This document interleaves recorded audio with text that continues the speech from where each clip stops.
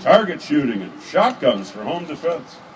By narrowing the scope of the purposes of gun ownership, they hope to finally continually chip away at gun rights until all private guns are banned, which is, of course, their actual goal.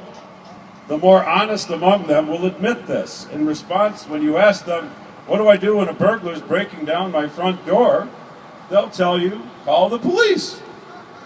That way the police can draw a chalk line around your family's bodies and then notify the medical examiner. But that is actually what they think. They really believe we'd be better off if only the government had guns. That's why they love to cite phony statistics, which you've heard, that Professor Lott has refuted, that allegedly show if you have a gun in the home, it's most likely to be used against you. These people love to lie. Their whole ideology is a lie, and everything they say is a lie. And that statistic is false. They really think, though, and you have to get this, that we'd be better off without any guns, even though they won't admit it. That's why Cuomo's treasonous gun law is not the end, any more than that weasel George Pataki's gun law was the end in the 1990s. Since progressives are utopians who wish to use the power of the state to make life perfect on Earth, there is never an end to their efforts to grab power from us. Here's another thing you won't learn in government school or out of the mouths of lying progressive politicians. Most crime in America is caused by failed progressive policies, such as welfare, the war on drugs, and government schools. By their very nature, progressives are unable to acknowledge the failures of their own ideology. They use guns as a scapegoat to distract attention away from their own failures and prevent them from having to change their policies. The data is clear. The rise of the welfare state led to the destruction of the family unit in minority communities. Fathers left the home and teenage boys joined criminal gangs as a perverted form of father substitute. Does anybody not know this, except the progressives?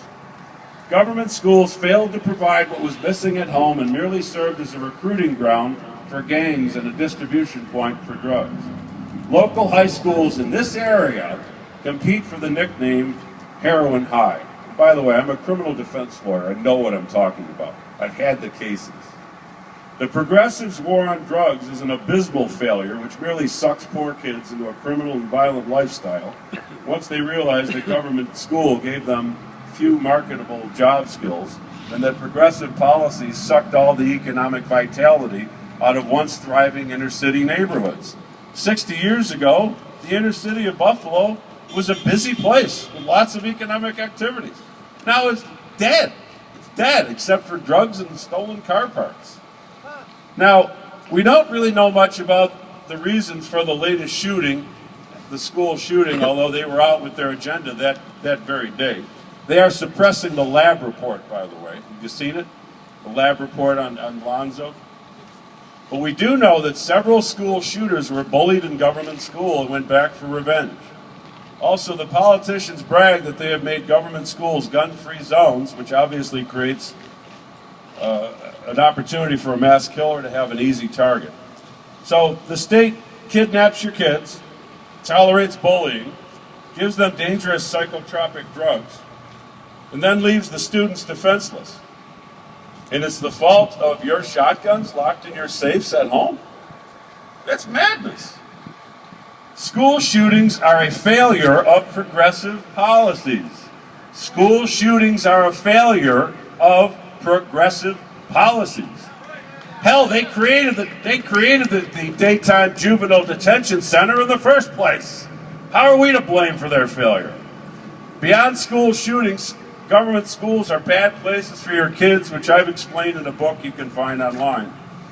And you should take them out anyway and soon. I'm not